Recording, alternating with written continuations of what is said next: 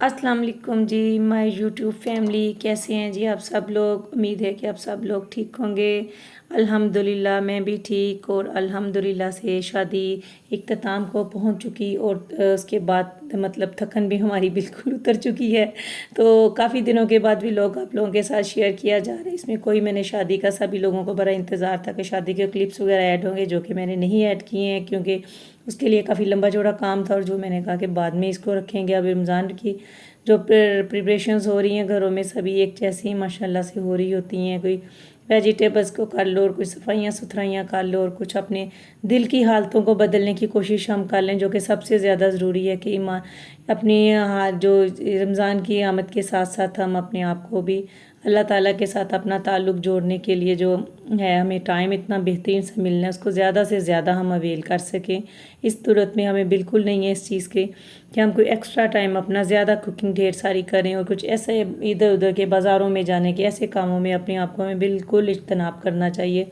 बस ये ठीक है कि फ्राइड चीज़ों की तो ज़रूरत पड़ती है, लेकिन हल्का फुल्का से, वो भी अपने बजट में रहते हुए, ना तो आपकी तबीयत पे बोझ पड़े ना आपकी जेब पे बोझ पड़े। और ये जी मैंने रोल्स बनाए थे, एक तो नूडल्स वाले बनाए थे, एक मैंने चाइनीज़ मैक्रोनीज़ वाले बना लिए थे, और एक मैंने बनाए थे आलू वाले। ये मतलब ये कुछ समोसा में कर लिए, कुछ मैंने बॉक्स पैटी में कर लिया, और कुछ कोई फिलिंग मैंने रोल्स की सूरत में कर ली थी। ये सारे करते हुए तो एक तो मैं इसमें जो जिप लॉक बैग्स जैसे लोग कहते हैं, तो वो सूटों वाले बेहतरीन से ब्रांडिश जो बैग्स होते हैं उसके अंदर भी रख लिए जाते हैं, जैसे मैंने आपको अभी आपके साथ दिखा रही थी। और इसी तरह कुछ बॉक्सेस के अंदर भी रख लिए जाते हैं। इसी तरह से जैसे रोल पट्टियों का, समोसा पट्टियों का मैं देख रही थी कि 1-2 साल से ना मुझे इतने कोई अच्छे मिल नहीं रहे थे, लेकिन इस दफ़ा इतने ज़बरदस्त से ये मिले हैं। कोई इसके अंदर से ना डैमेज पीस नहीं कोई इसके अंदर से अल्हम्दुलिल्लाह निकला। ये भी बड़ी ईमानदारी वाली वैसे बात होती है, क्योंकि आपने पैकिंग में ऐसी चीज़ें लेनी होती हैं। अब तो ये भी अच्छे खासे महंगे हो गए हुए हैं, और लगने भी काफ़ी ज़्यादा ये होते हैं। थोड़े थोड़े करते ही अच्छे खासे मतलब कि इसके भी बन जाते हैं। और ये था, ये नूडल्स वाला मटेरियल मैंने बनाया था। इसी के साथ मैंने दूसरा जो था वो फिर मैक्रोनीज़ वाला रेडी कर लिया था। ये इसी तरह से इनका थोड़ा सा ना टेस्ट, इसका फ़र्क मैंने डिफरेंट रखा था। मैक्रोनीज़ वाला जो था उसके अंदर मैंने सॉस वो डाली थी, चिली सॉस डाली थी, सोया सॉस भी डाल दी थी सिरका, और साथ उसमें केचप थोड़ी सी ऐड की थी, और दूसरा था ब्लैक पेपर और नमक इसके अंदर डाला था। तो नूडल्स वाले में मैंने ये नहीं डाला, उसके अंदर मैंने चटपटा नूडल्स के फ्लेवर होते हैं ना, तो उसकी मैंने नूडल्स का पैकेट वाला मसाला भी थोड़ा सा डाला था उसके साथ। उसका थोड़ा सा ना मज़ा अच्छा उसका हो जाता है। ये वेजिटेबल इसी के अंदर मैंने बारीक काट लेती हूँ, काफ़ी जल्दी से वो हो जाती हैं और आसानी से भी हो जाती हैं। ये ना फिर आसानी इसमें रह जाती है हमारी।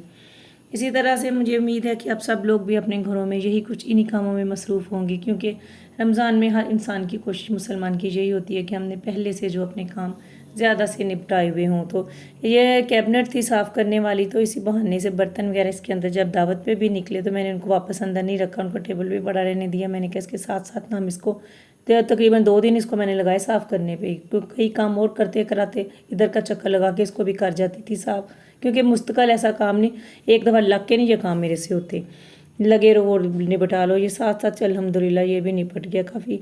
इसका कोई लंबा चौड़ा टाइम के बाद ही इसकी तरफ मैंने ना तवज्जो की थी। लेकिन ये होते रहते हैं काम, कभी इग्नोर करने पड़ते हैं, और कभी फिर इग्नोर करने के बाद कभी करने ही पड़ते हैं फिर। इसी तरह से मुझे उम्मीद है कि आप लोगों के साथ भी इसी तरह होता है, क्योंकि कुछ काम होते हैं जो अपनी मर्ज़ी के होती हैं। इस तरह से पालक देखें, आपको मैंने दिखाई थी ना जब मैंने इसको, इसके सीड हमने लगवाए थे, तो अब ये काफ़ी हद तक अंदर से ना ग्रो कर रही है, लेकिन पत्तों वगैरह की उसकी सफाई होने वाली थी इसके अंदर से ना, ताकि ये अच्छी सी हो जाए। ये पुदीना आया घर में, तो उसको मैंने कहा इसकी भी देसी पुदीना है, तो इसकी इतनी प्यारी ज़बरदस्ती खुशबू थी, तो इसको मैंने कहा बिल्कुल नहीं इसकी जड़ों को वेस्ट करना चाहिए, इसको भी ज़मीन के अंदर लगाते हैं ताकि हमें और तमाम घर वालों को इसका फ़ायदा हो सके। थोड़ा थोड़ा सा इसमें से तोड़ लो ना, ताज़ा ताज़ा। तो गर्मियों में तो किसी ने की सैलिड वगैरह में, फ्रेश सैलिड जैसे कचूमर सैलिड डाल बनाया किया, दही भल्ले पकौड़ियाँ बनाई, इसके ऊपर डाल लो तो बड़ा अच्छा लगता है। फौरी तौर पे आपको एक ताज़ा जो है ना उसकी अपनी खुशबू होती है। तो सर्दियों में लगाया था ना, साइडों पे थोड़ा थोड़ा आपको नज़र भी आ रहा होगा, वो अच्छा सा ग्रो हो गया था। दही भल्लों पे उस दिन मैंने यही वाला ऊपर से इसके ना तोड़ के लेके गई और डाला। बड़ी खुशी भी होती है अपने हाथ से लगाई हुई ऐसी चीज़ें, जब आप तोड़ते हो ना बड़ा मज़ा आता है और बड़ी खुशी का एहसास होता है। मिर्चें अभी तक नहीं लगी हैं सब्ज़, पता नहीं उनका मौसम है कि नहीं, ये मुझे नहीं पता। मैंने तो लगवा ली और वो लग गई हुई हैं, अब आगे पता नहीं इनका मौसम है, ये मुझे नहीं पता। लगेंगी तो आपके साथ ज़रूर शेयर करूँगी। ये बस करते कराते में साथ आके थोड़ा सा इसका भी मैं कर जाती थी काम, दावत के भी लोग के साथ साथ। तो वो एक मतलब कि ये करने तो काम होते ही हैं हमने, बस इसको ज़रूरी नहीं होता कि इसको सर पे सवार करके हम इसको कर लें अभी ख़त्म करने, क्योंकि ये एक साइड पे डाइनिंग रूम था तो मुझे ये साथ करते हुए कभी ये भी मेरा साथ अल्हम्दुलिल्लाह हो गया। आप लोग भी अपनी कमेंट्स में ज़रूर शेयर करें आप लोगों के काम कैसे चल रहे हैं और कैसे आप लोगों की तैयारियां, रमज़ान की तैयारियों में क्या आप लोगों ने ख़ास किया है। और ये जो ना दावत व्लॉग में, जो दावत व्लॉग कह रही हूँ, दावत के लिए जो मैंने दही भल्ले वगैरह बनाए उसके ऊपर से मैं गार्निशिंग वगैरह कर रही थी।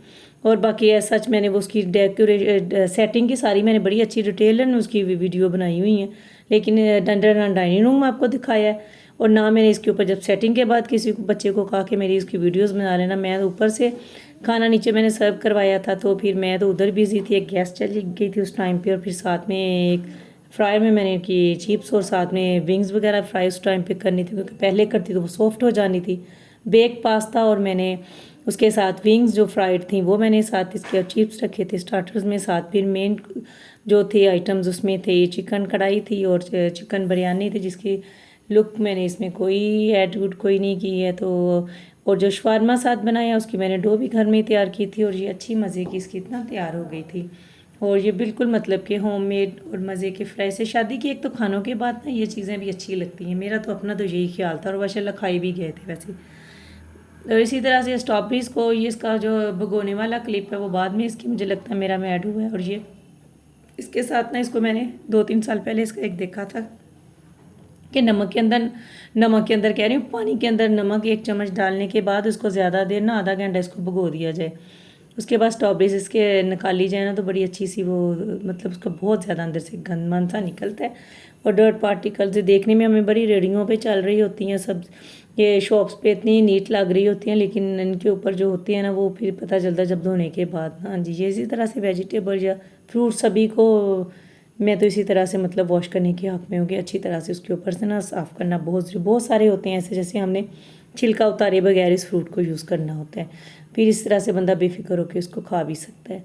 इसी तरह से इसको ये देखें कितने इसके फिर ना ऊपर से साफ़ होने के बाद इतनी तसल्ली हो जाती है अपनी तरफ से। तो बंदा कोशिश करता है कि इनसे जितना ज़्यादा इन चीज़ों से, मिट्टी से और ये गर्द से और ये जरासीमों से बचा जा सके। ये ग्रीन पार्ट्स इसके ऊपर से मैंने रिमूव करने के बाद इसको फिर ऐसे ही फ्रीज़ कर लिया था।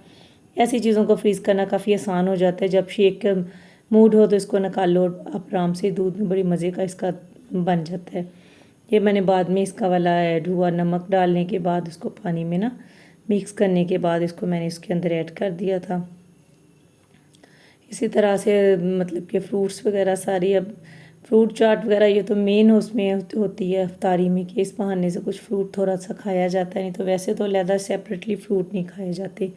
एक तो दिल नहीं बंदे का करता सारा दिन इफ्तारी, रोज़े के बाद इफ्तारी के बाद, लेकिन फ्रूट चाट का एक जो प्याली है ना वो आपकी काफ़ी हद तक कैलोरीज़ को जो ना पूरा कर देती है। और मेरा ख्याल में या तो ये होनी भी चाहिए ज़रूर।